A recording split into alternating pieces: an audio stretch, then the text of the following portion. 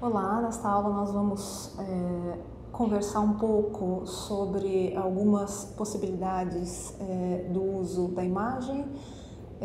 ligadas a um tema específico, que é um tema que é bastante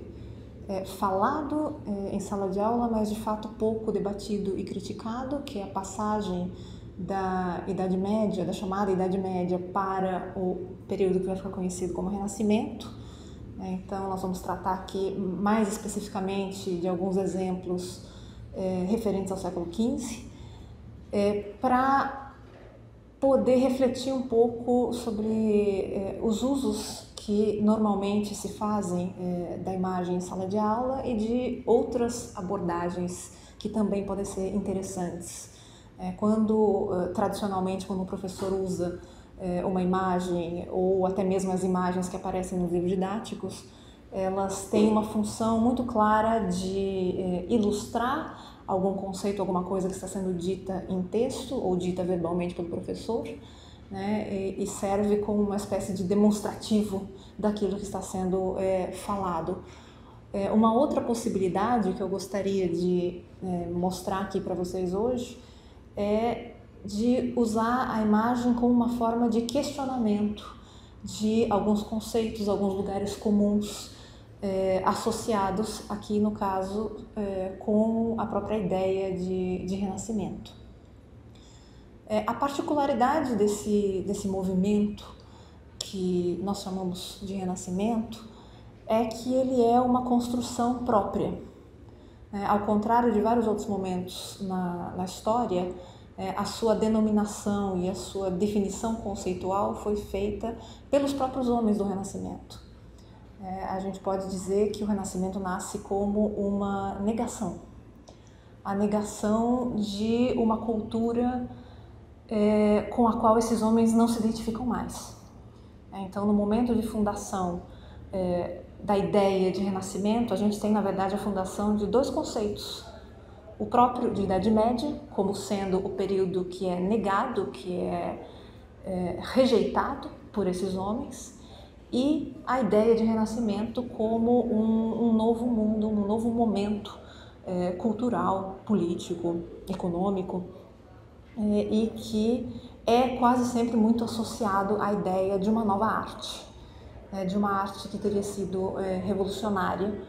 e que expressaria, né, os próprios valores desses homens visualmente nas produções artísticas da época. Apesar do Renascimento ser tradicionalmente conectado à ideia de artes e de alguns artistas chaves, é muito pouco lembrado que o movimento Renascimento teve seu início nas universidades e na vida mais intelectual, na literatura, na poesia, na filosofia, e que a formulação artística do Renascimento ela foi feita posteriormente. Nós podemos dizer que um dos primeiros indícios desse sentimento de estranhamento com relação ao que vai ser denominado depois Idade Média surge em meados do século XIV, já com um movimento entre os intelectuais da época de revalorização da poesia e da literatura antigas, né, da antiguidade greco-romana. E a gente tem um ótimo exemplo dessa sensação de estranhamento, né, em um poema do poeta italiano Francisco Petrarca, que se chama África, essa é a sua obra-prima, sua obra máxima, e que fala exatamente dessa sensação de que o seu presente não lhe agrada, que ele não se reconhece mais nesse presente e que o poeta aspira reencontrar um esplendor que foi perdido.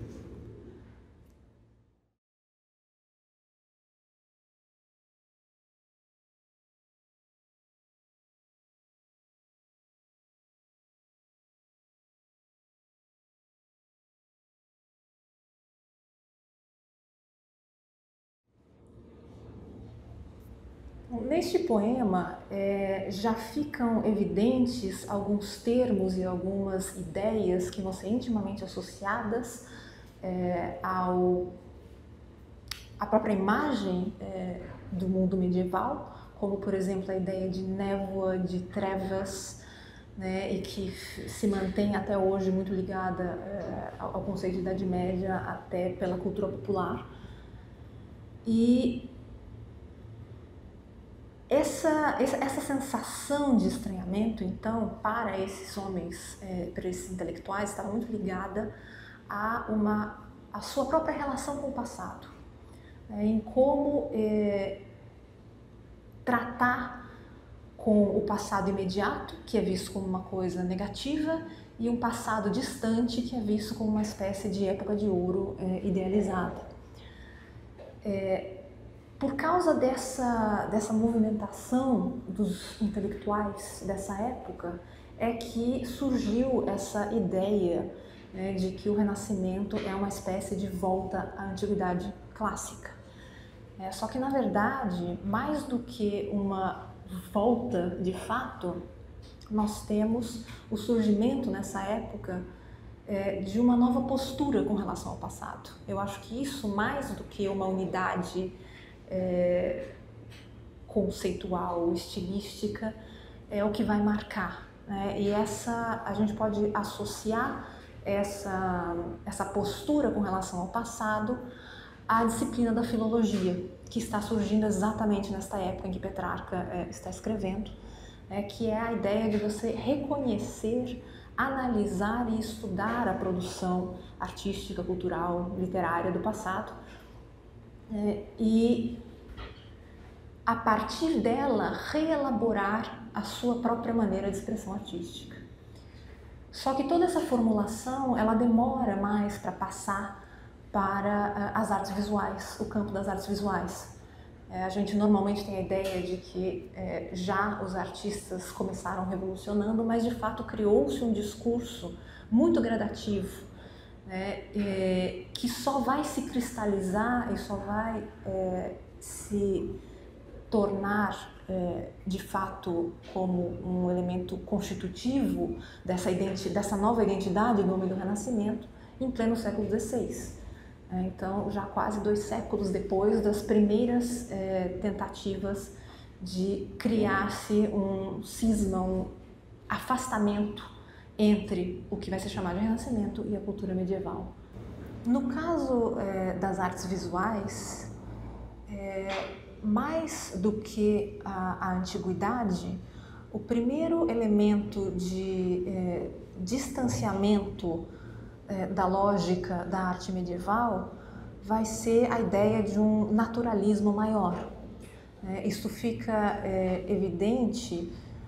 quando nós observamos uma imagem como essa, um crucifixo pintado por Giotto di Bondone, que, apesar de ser uma obra de tema extremamente célebre durante o período medieval, é aqui apresentado para o observador com uma roupagem um pouco nova,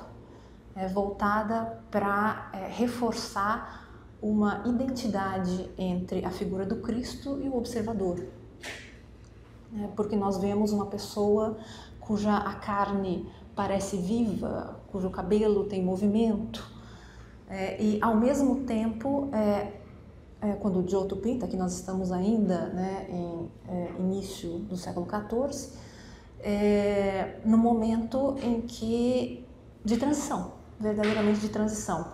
em que você ainda percebe elementos que são tradicionalmente associados com a cultura medieval, como um certo decorativismo no fundo do crucifixo, e já um outro elemento que vai ser considerado novo, e que vai ser considerado pelos artistas a partir do século XV como o modelo, o caminho a se seguir. Só mais tarde é que a ideia de antiguidade clássica e de emular diretamente os modelos clássicos vai se consolidar nas artes. Então, é possível, principalmente para o período do século XV, mas não só, né, perceber uma grande quantidade de obras de arte que misturam um pouco as fronteiras entre o que os homens do Renascimento chamam de estilo velho, e velho aqui num sentido bem pejorativo, né, e o estilo novo, que seria o seu próprio, né, o estilo da arte moderna.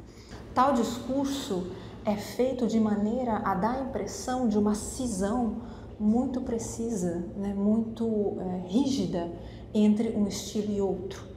Né, e nós temos o reforço, né, da ideia de que tudo o que era bom na antiguidade se perdeu durante a Idade Média. E é possível a gente rebater essa ideia simplesmente olhando algumas poucas obras que botam em xeque esse conceito. Um deles é esta estátua equestre de um imperador carolíngio, do século IX, que mostra uma herança muito grande da antiguidade. O imperador aparece montado a cavalo, uma maneira de representação típica dos imperadores romanos, com uma orbe, né, essa espécie de globo nas mãos, e nós vemos claramente de onde veio esse modelo se nós compararmos essa imagem com, por exemplo, a estátua equestre do imperador Marco Aurélio, que está conservada em Roma, como o gestual é muito análogo, muito parecido.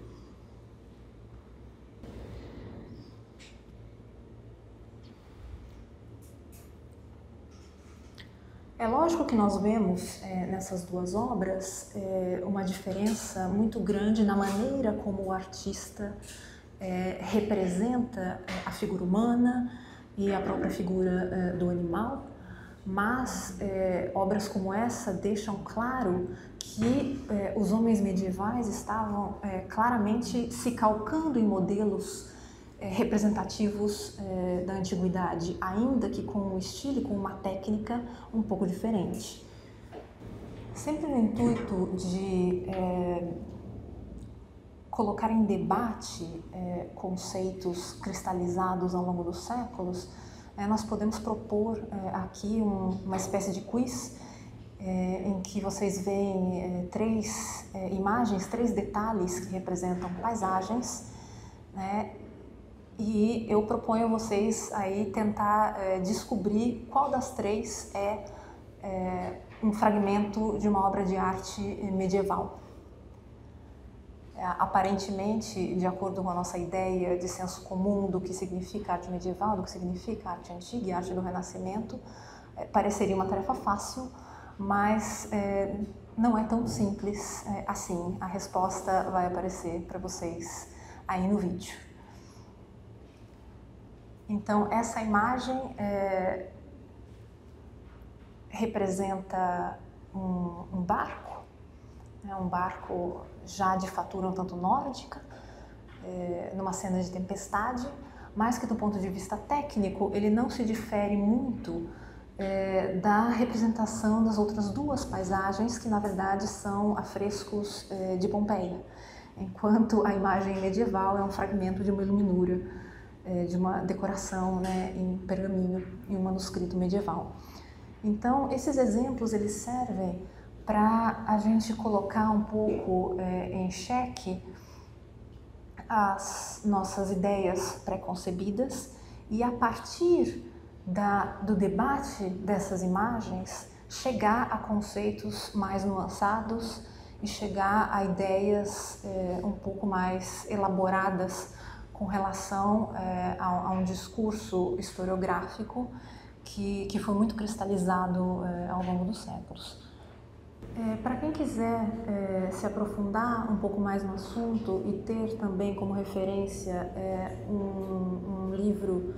que trate de história da arte e um pouco de leitura de imagens, sem se ater demais aos conceitos das escolas históricas e dos estilos, né, da história da arte como uma sucessão de estilos, eu sugeriria olhar um manual muito antigo, na verdade, e que foi escrito originalmente com a intenção de ter um público adolescente, né? Hoje em dia acho que quase nenhum adolescente teria a disposição de encarar o volume, porque é um volume bastante grande, né? Mas é um manual que se chama A História da Arte, de Ernest Gombrich, e que tem diversas, inclusive, traduções para o português, né? E é um livro que dá uma referência muito boa e muito sensível às particularidades regionais de cada estilo artístico, dos artistas, né? E sem ser muito dogmático com relação à ideia de conceitos histórico-artísticos. É isso por hoje.